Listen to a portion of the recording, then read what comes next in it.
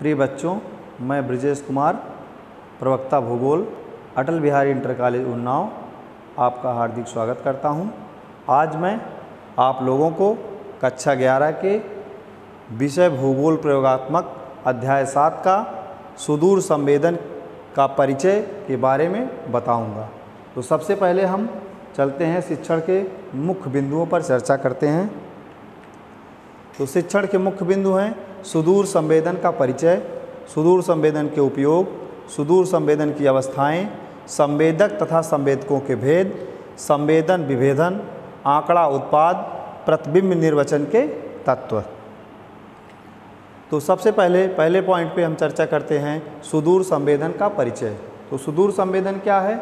सुदूर संवेदन को अंग्रेजी भाषा में रिमोट सेंसिंग कहा जाता है। सुदूर संवेदन का सामान्य अर्थ है बिना किसी वस्तु के सीधे संपर्क में आए हुए उसके बारे में आंकड़ों को संग्रह करना। वर्तमान वैज्ञानिक परिप्रेक्ष्य में सुदूर संवेदन का तात्पर्य आकाश में स्थित किसी प्लेटफार्म जैसे हवाई जहाज, उपग्रह, गुब्बारे या पृथ्वी के किसी भूभाग का चित्र लेना है। यह एक ऐसी उन्नत विधा है जिसके माध्यम से हम ऊंचाई पर जाकर बिना किसी भौतिक संपर्क के पृथ्वी के धरातलीय स्वरूपों, संसाधनों का वैज्ञानिक विधि से अध्ययन कर सकते हैं। दूर संवेदन का शाब्दिक अर्थ है दूर से सूचना को प्राप्त करना, अर्थात बिना किसी वस्तु को स्पर्श किए हुए उसके बारे में सूचना प्राप्त करना ही दूर संवेदन कहलाता है। वास्तव में हम अपने चारों ओर जो कुछ भी देखते हैं या आँखों से पहचानते हैं उन सब में दूर संवेदन का नियम लागू होता है। इस समय आप सभी लोग प्रोजेक्टर को दूर संवेदन के ही सहायता से देख पा रहे हैं, इस पर लिखे हुए शब्दों को पढ़ पा रहे हैं। ये संवेदक स्क्रीन पर लिखे हुए या बिना लिखे हुए खाली स्थानों से परावर्तित प्रकाश या विद्युत चुंबकीय विकिरण के तदनुरूपी आवेगों को ग्रहण कर रहे हैं। इसके पश्चात ये आवेग आपके मस्तिष्क में मापे जाते हैं, जहां एक प्राकृतिक कंप्यूटर के द्वारा इनका साथ साथ विश्लेषण भी हो रहा है। इस विश्लेषण से प्राप्त सूचना के आधार पर आपको यह पता चल रहा है कि स्क्रीन के काले या नीले भाग वस्तुतः अक्षरों से निर्मित शब्द एवं वाक्य तथा आप इन वाक्यों में निहित सूचना या अर्थ को समझ रहे हैं।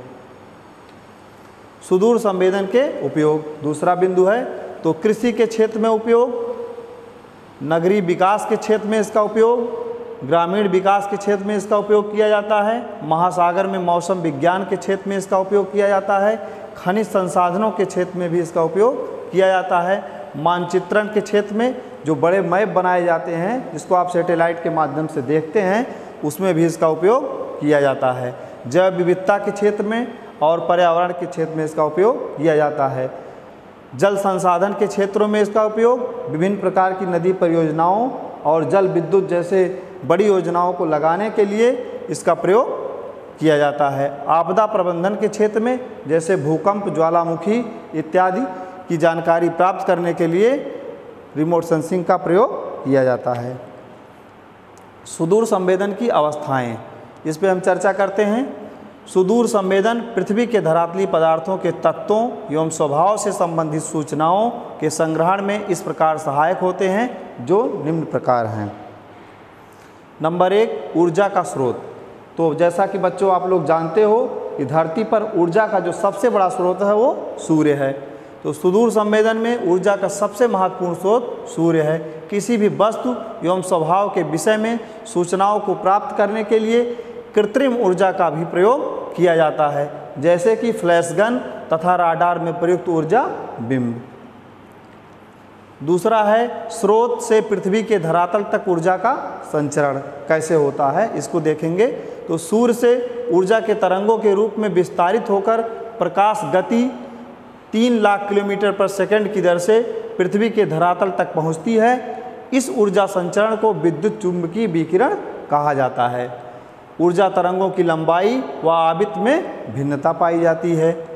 इस भिन्नता के रेखांकन को विद्युत चुंबकीय स्पेक्ट्रम के आकार, तरंग दैर्घ्य व उसकी आवृत्ति के आधार पर ऊर्जा तरंगों को निम्नलिखित भागों में बांटा गया है। तो इसमें हम देख सकते हैं कि गामा किरणें, एक्स किरणें, पराबैंगनी किरणें, अवरक्त किरणें, सूक्ष्म किरणें और रेडियो किरणें। ध्यान देने की बात यह है इसमें दृश्य किरणें, विजुअल वेव्स नहीं पाई जाती हैं।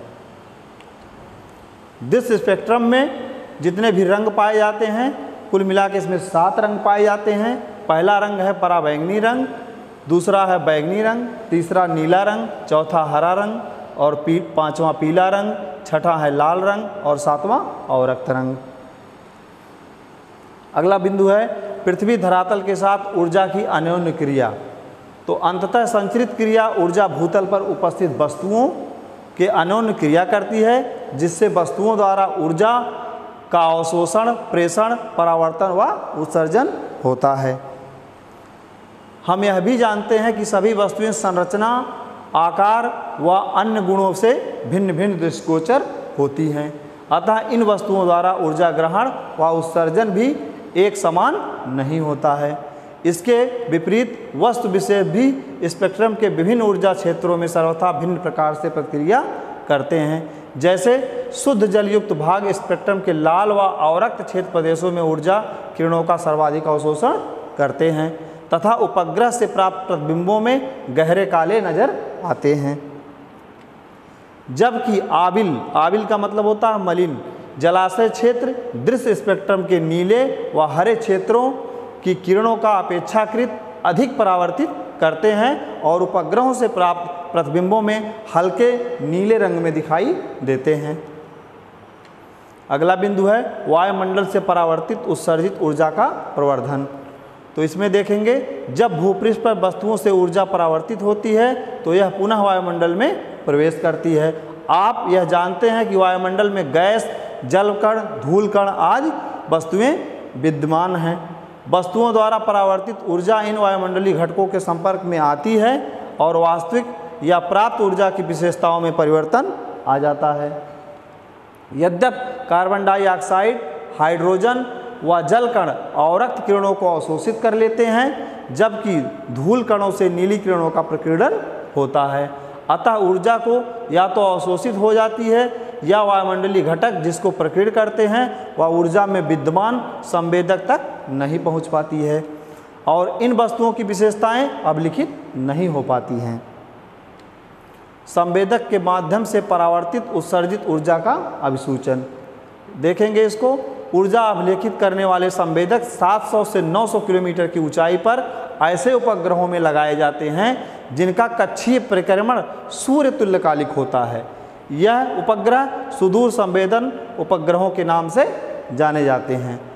उदाहरण के रूप में भारतीय श्रृंखला के भारतीय सुदूर संवेदन उपग्रह। इन उपग्रहों के अतिरिक्त मौसम संबंधी आकलन व संचार के लिए उपग्रह भेजे गए हैं जिन्हें हम भूस्थैतिक उपग्रह के नाम से जानते हैं। यह उपग्रह इस तरह स्थापित है कि इसका परिभ्रमण कक्ष पृथ्वी के परिभ्रमण दिशा से समायोजित है। यह उपग्रह अंतरिक्ष में लगभग 3600 किलोमीटर की ऊंचाई पर स्थापित है, जैसे कि इनसेट और जीसैट श्रेणी के उपग्रह। अगला बिंदु है प्राप्त ऊर्जा का फोटोग्राफ, आंकिक आंकड़ों का अभिसारण। संवेदक एकत्रित ऊर्जा को विद्युत क्रिया द्वारा आंकड़ों के रूप में बिंब में बदल देते हैं। ये आंकिक संख्याएं पंक्ति व स्तंभ में क्रमानुसार व्यवस्थित होते हैं। इन संख्याओं को आंकड़ों से निर्मित प्रतिबिंबों में परिवर्तित किया जा सकता है। पृथ्वी का परिभ्रमण करने वाले उपग्रहों में लगे संवेदक एकत्र किए गए प्रतिबिंब आंकड़ों का संचरण विद्युतीय विधि द्वारा संसार के विभिन्न स्थानों में स्थापित किए गए धरातलीय केंद्रों को प्रेषित करते हैं। ऐसा ही एक सूचना प्राप्ति का केंद्र भारत के हैदराबाद के सादनगर में स्थित है। आंकड़ा उत्पाद से विषयानुरूप सूचना सामग्री को निकालना। धरातल पर स्थित आंकड़ा संग्रह केंद्रों में संग्रहित बिंबों को प्राप्त करने के पश्चात आंकड़े एकत्रीकरण के दौरान हुई त्रुटियों को दूर करने की कार्रवाई की जाती है। त्रुटियों को दूर करने के पश्चात शुद्ध आंकिक आंकड़े बिंब प्रक्रमण तकनीक की सहायता से बिंब का चाक्षुष विधि से विश्लेषित की जाती हैं। व्याख्या के पश्चात अलग अलग विषय के अनुरूप सूचनाएं प्राप्त की जाती हैं। मानचित्र एवं सारणी के रूप में आंकड़ों एवं सूचनाओं का अभिसारण, ये अगला बिंदु है। इसको देखते हैं। विश्लेषित सूचनाओं को अंतः विषयी मानचित्रों के अलग अलग रूपों में रेखांकन एवं परिवर्तन किया जाता है। इसमें अतिरिक्त सूचनाओं का मात्रात्मक मापन कर विभिन्न आंकड़े सारणियों का भी निर्माण किया जाता है।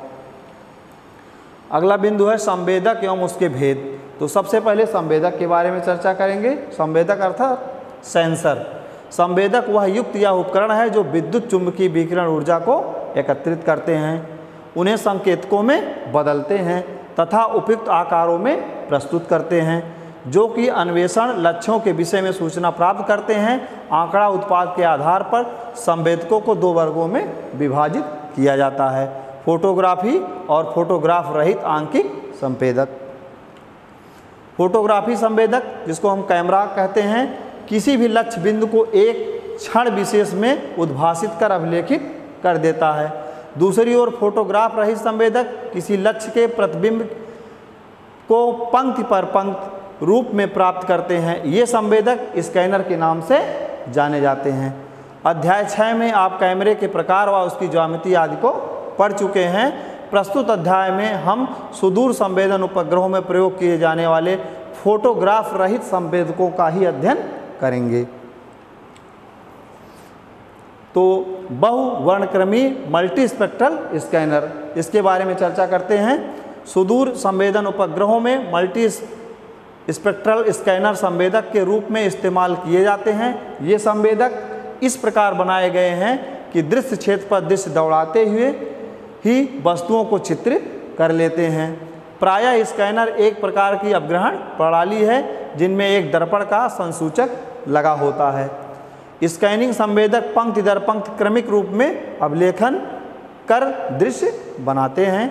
ऐसा करते हुए क्रमवीक्षण दर्पण, जो मशीन से संचालित होता है, दृश्य क्षेत्र के संपूर्ण पर आगे व पीछे हिलता है, जिसे क्रमवीक्षण की जाने वाली पंक्ति की लंबाई निर्धारित है और इसे दृश्य क्षेत्र कहा जाता है।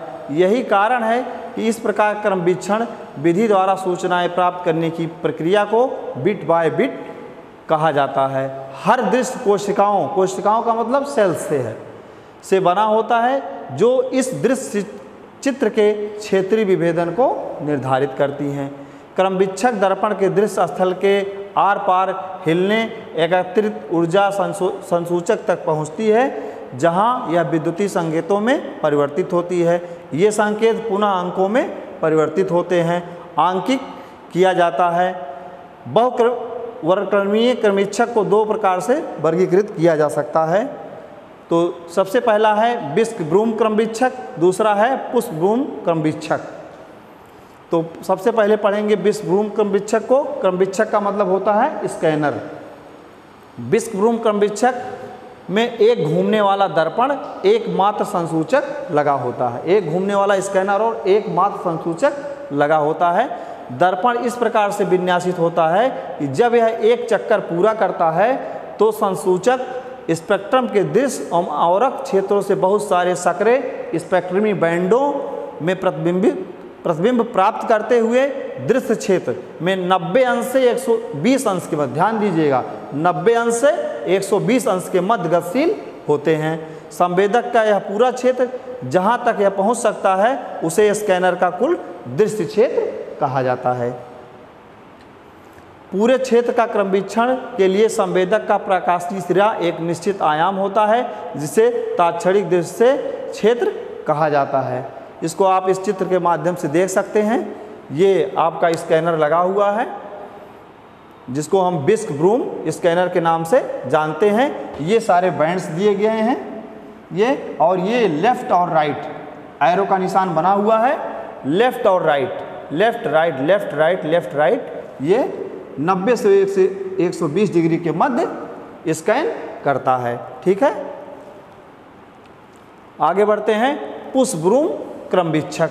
पुष्प ब्रूम क्रमवीक्षक बहुत सारे संसूचकों पर आधारित होता है, जिनकी संख्या विभेदन के कार्य क्षेत्र को क्षेत्रीय विभेदन से विभाजित करने में प्राप्त संख्या के समान होती है। चित्र संख्या 7.8 में उदाहरण फ्रांस के सुदूर संवेदन उपग्रह स्पॉट में लगे हुए उच्च विभेदन दृश्य विकिरण मापी संवेदक का कार्यक्षेत्र 60 किलोमीटर है तथा उसका क्षेत्रीय विभेदन 20 मीटर है।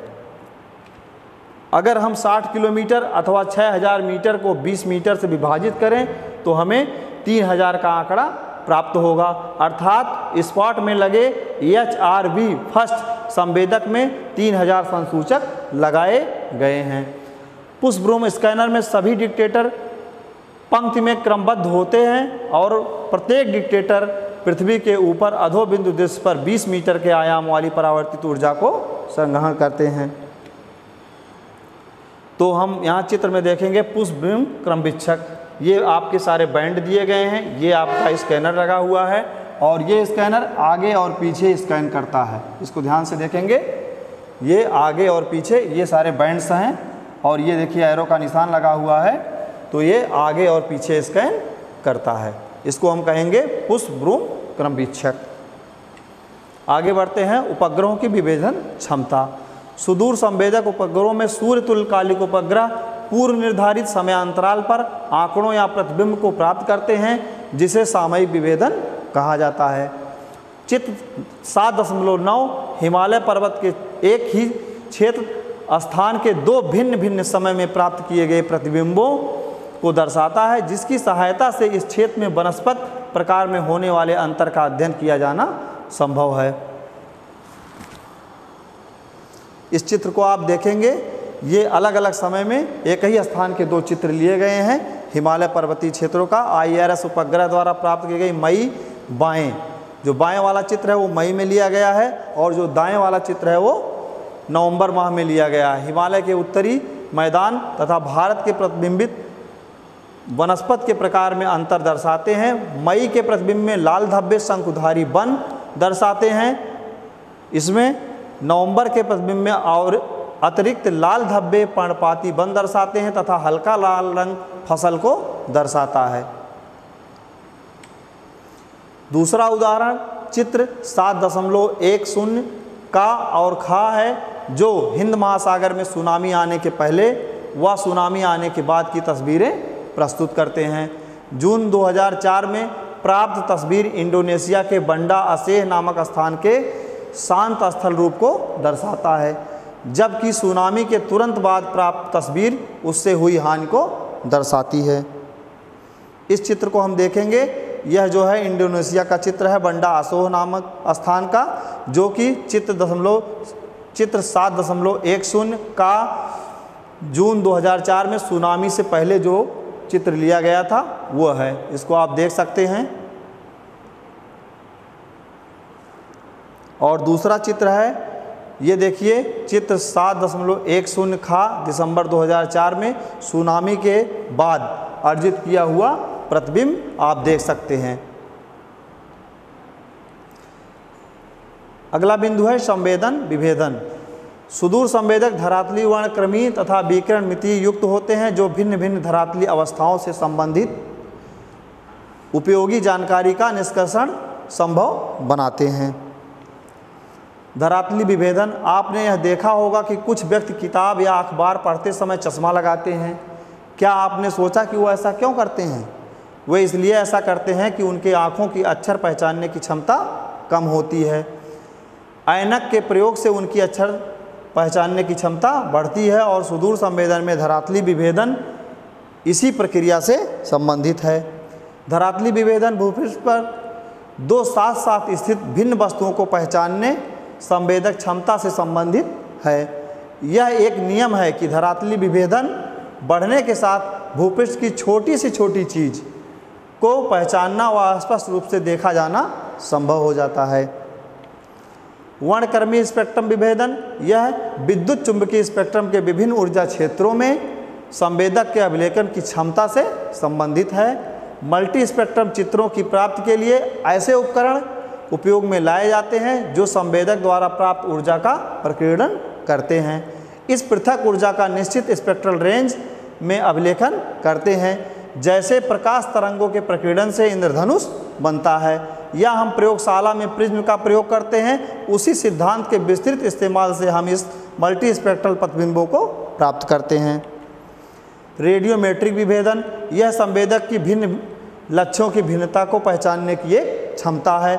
जितना रेडियोमेट्रिक विभेदन अधिक होगा, विकिरण का अंतर उतना ही कम होगा, जिससे दो लक्ष्य क्षेत्रों के मध्य अंतर को जाना जा सकता है। आंकड़ा उत्पाद, संसूचन व अभिलेखन की प्रक्रिया के आधार पर सुदूर संवेदन आंकड़ा उत्पादों को दो वर्गों में विभाजित किया जाता है। फोटोग्राफिक प्रतिबिंब, सबसे पहले नंबर 1 पे देखेंगे। फोटोग्राफ विद्युत चुंबकीय स्पेक्ट्रम के दृश्य क्षेत्र में अर्थात 0.3 से 0.9 माइक्रोमीटर में ही प्राप्त किए जाते हैं। 4 भिन्न प्रकार के इमल्सन 9 वाली फिल्म फोटोग्राफ में प्रयोग की जाती है। यह श्याम श्वेत, रंगीन श्याम श्वेत आवरक तथा रंगीन आवरक होती है। प्रायः हवाई फोटोग्राफी के अंतर्गत श्वेत श्याम फिल्मों का ही उपयोग किया जाता है। अंकीय प्रतिबिंब, अंकीय प्रतिबिंब वो होते हैं जो अलग अलग पिक्चर तत्वों के मेल से बनते हैं, इन्हें पिक्सल कहा जाता है। इमेज में हर पिक्सल का एक अंकीय मान होता है जो धरातल के द्विविमीय बिंब को इंगित करता है। अंकीय मानों में अंकीय नंबर कहा जाता है, डिजिटल नंबर कहा जाता है। एक डिजिटल नंबर का एक पिक्सल के विकिरण मान का औसत होता है। यह मान संवेदक द्वारा प्राप्त विद्युत ऊर्जा, चुंबकीय ऊर्जा पर आधारित इसकी गहनता का स्तर, इसके प्रास को व्यक्त करता है। कभी भी डिजिटल इमेज में वस्तुओं से संबंधित विवरण पिक्सलों के आकार से प्रभावित होते हैं। छोटे आकार के पिक्सल दृश्य पिक्सल के वितरण को प्रभावशाली ढंग से संजोते हैं। डिजिटल बिंब में एक सीमा से अधिक विवर्धन से सूचनाओं का ह्रास होता है, केवल पिक्सल ही दिखाई देते हैं। अंकीय बिंब प्रक्रमण एल्गोरिथम के उपयोग से डिजिटल नंबर जिन ऊर्जा की तीव्रता मानों को निरूपित करते हैं उन्हें दर्शाया जाता है। चित्र में आप देख सकते हैं, ये स्कैनर के माध्यम से लिया गया हुआ चित्र है और अंकीय प्रतिबिंब ऊपर एवं उसके पिक्सल दर्शाता हुआ एक हिस्सा बाएं और संबंधित अंकीय संख्याएं दाएं। ये उसका बाएं वाला हिस्सा है जो पिक्सल को दर्शा रहा है और ये उसके अंकीय प्रतिबिंब हैं जो दाएं तरफ हैं, इसको आप देख सकते हैं। आगे उपग्रह से प्राप्त प्रतिबिंबों का निर्वचन, संवेदकों द्वारा प्राप्त आंकड़ों के उपयोग किसी भूपृष्ठीय घटना, वस्तुओं के आकार, प्रतिरूप संबंधी सूचनाओं को प्राप्त करने में किया जाता है। जैसा कि हम देख चुके हैं कि विभिन्न प्रकार के संवेदक फोटोग्राफिक व डिजिटल आंकड़े उत्पाद प्राप्त करते हैं, अतः इन घटनाओं की गुणात्मक और मात्रात्मक दोनों ही प्रकार की विशेषताएं चाक्षुष निर्वचन अथवा आंकीय बिंब प्रक्रमण तकनीक द्वारा प्राप्त की जा सकती हैं। अगला बिंदु है प्रतिबिंब निर्वचन के तत्व। हम अक्सर वस्तुओं की पहचान उसके आकार, प्रतिरूप, स्थिति व अन्य वस्तुओं के संबंध के आधार पर करते हैं। वस्तुओं की ये विशेषताएं ही बिंब व्याख्या के महत्वपूर्ण तत्व होते हैं। हम पुनः बिंब की व्याख्या हेतु वस्तुओं की विशेषताओं को दो प्रमुख भागों में बांट सकते हैं। पहला बिंब संबंधी विशेषताएं और दूसरा धरातली विशेषताएं। बिंब की विशेषताओं में आभा, रंग व उसकी आकृति, आकार, प्रतिरूप, गठन, छाया आदि सम्मिलित है। दूसरी तरफ धरातली विशेषताओं में अवस्थित अन्य वस्तुओं का संदर्भ सहचर्य सम्मिलित किया जाता है, जिसमें आभा, रंग, गठन, आकार, आकृति, छाया, प्रतिरूप, सहचर्य ये प्रमुख बिंदु हैं। तो सबसे पहले आभा या रंग। समस्त वस्तुएं स्पेक्ट्रम के सभी भागों से ऊर्जा ग्रहण करती हैं। विद्युत चुंबकीय ऊर्जा वस्तुओं के धरातल से अंतःक्रिया करती है, जिससे ऊर्जा का अवशोषण, परावर्तन, प्रेषण होता है। संवेदक द्वारा अभिलिखित ऊर्जा की वह मात्रा जो धरातली पदार्थों द्वारा प्रतिबिंबित की जाती है वह विभिन्न आभाओं और रंगों में दिखाई देती है। जैसे घनी वनस्पति आवरक किरणों को अधिक परावर्तित करती है और स्पेक्ट्रम के इस भाग में हल्की आभा अथवा मानक तिर्यक रंगी मिश्र लाल रंग में प्रतीत होता है और झाड़ियाँ गहरे लाल या ग्रे रंग में दिखाई देती हैं। इसी प्रकार अलवण जल क्षेत्र सूर्य से आने वाली सभी किरणों को अवशोषित कर लेते हैं और गहरी आभा या काले रंग में दिखाई देते हैं, जबकि आविल जल क्षेत्र हल्के रंगों में के समतुल्य या हल्के रंगों में दिखाई देते हैं। जल के कणों व निलंबित रेत के कणों से ऊर्जा के परावर्तन के कारण ऐसा होता है, जिसको आप देख सकते हैं। भूपृष्ठ के लक्षण और रंग, सदाबहार को लाल और मैजेंटा रंग से दिखाया जाता है, पर्णपाती को भूरे लाल से और कुंज को लाल धब्बों सहित हल्का भूरा, सस्य भूमि को चमकीला लाल और परती भूमि को हल्के नीले सफ़ेद से, और जलाशय वाले भाग के स्वच्छ जल गहरे नीले भाग काले से, आविल जलाशय हल्के नीले भाग से जो निर्मित क्षेत्र हैं उच्च घनत्व वाले गहरे नीले से नीला हरा, निम्न घनत्व वाले हल्का नीले भाग से दर्शाए जाते हैं। अगला है गठन। गठन का आशा रंग, सामंजस्य और आभा से लगाया जाता है, जिसके बिना वस्तु को पहचानना होता है। बस्तियाँ, झुग्गी, झोपड़ियाँ, कूड़ा करकट, अपशिष्ट पदार्थ तथा फसलें। प्रतिबिंब में वस्तुओं के गठन में भिन्नता समतल से स्थूल गठन के रूप में हो सकती है। कम घनत्व वाली बस्तियां समतल गठन, जबकि उच्च विभेदन वाले क्षेत्रों का गठन स्थूल दिखाई देता है। झाड़ी नुमा वनस्पत स्थूल गठन, जबकि सदाहरित वन समतल गठन दर्शाते हैं। अगला है आकार। मापनीय तथा प्रतिबिंब वस्तुओं को उचित आकार प्रदान करते हैं। औद्योगिक संकुल, आवासीय बस्तियां, खेल परिसर और अपने आकार और पदाक्रम से पहचाने जाते हैं। अगला है आकृति। वस्तु के रूप या आकृति उसके पहचानने का साधन है, जैसे कि संसद भवन, कुतुब मीनार, ताजमहल, लाल किला, सड़कें, मंदिर, मस्जिद आदि को उनकी आकृतियों के द्वारा सुगमता से पहचाना जा सकता है। छाया। सूर्य प्रकाश किरण के कोण से किसी वस्तु की परछाई उत्पन्न होती है। छाया के अभाव में कुछ वस्तुओं को पहचान पाना कठिन हो जाता है। मस्जिद, मीनारें, बुर्ज, पानी की टंकियाँ, विद्युत टेलीफोन के पोल छाया द्वारा ही पहचाने जाते हैं। प्रतिरूप। कुछ वस्तुओं उनके प्रतिरूपों से ही पहचाना जाता है, जैसे कि ग्रामीण बस्तियां, नगरीय बस्तियां, बाग, रोपण, कृषि, अपवाह तंत्र इसके प्रतिरूपों से ही जाने जाते हैं। सहचर। वस्तुओं की भौगोलिक स्थिति, उनका निकटवर्ती वस्तुओं से जुड़ाव, उनको सहचर कहते हैं। शिक्षा संस्था, खेल के मैदान, आवास, पार्क, स्टेडियम, औद्योगिक क्षेत्र तथा सड़कें आदि इसी प्रकार से सहचर करते हैं। आज की क्लास यहीं समाप्त होती है। अब हम आप लोगों को कुछ गृह कार्य दे रहे हैं, जिसको आप लोग नोट करेंगे। तो सबसे पहला प्रश्न है गृह कार्य में, सुदूर संवेदन अन्य पारंपरिक विधियों से बेहतर तकनीक है, क्यों? दूसरा प्रश्न है दृश्य स्पेक्ट्रम वर्णक्रम में पाए जाने वाले रंगों का उल्लेख कीजिए। तीसरा है सुदूर संवेदन के कौन कौन से माध्यम है। और चौथा प्रश्न है पुष्प ब्रूम क्रमवीक्षक की कार्यप्रणाली का संक्षेप में वर्णन कीजिए। बहुत बहुत धन्यवाद।